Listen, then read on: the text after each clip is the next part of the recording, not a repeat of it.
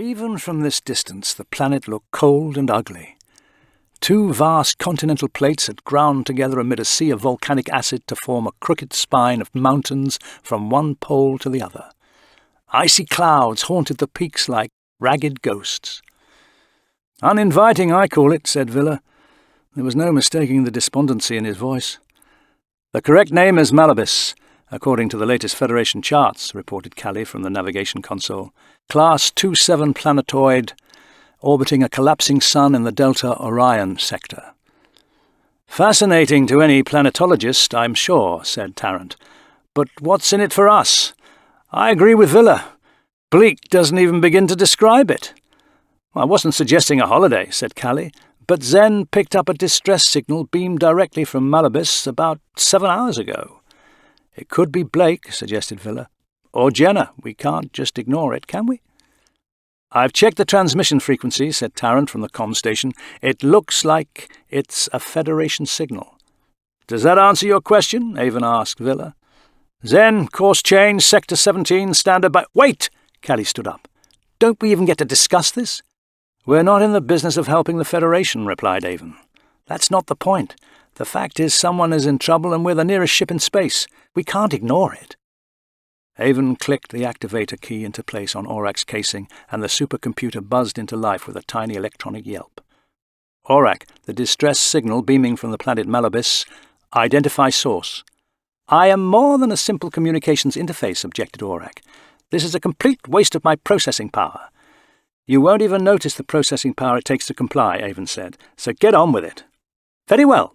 The signal to which you refer is being transmitted in a code-regulated pulse beam from a science research base on Moloch.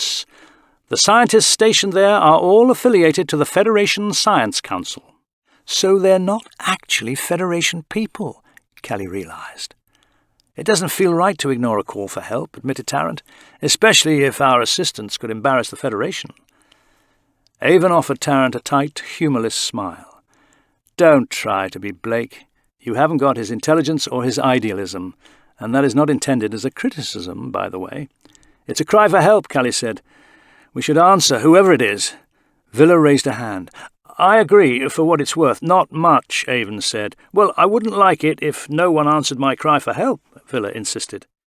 Tarrant descended from his console position. "What kind of research is being carried out on Malabis, Orac? It's a long way from any major Federation systems." Orac whirred for a few seconds, but said nothing.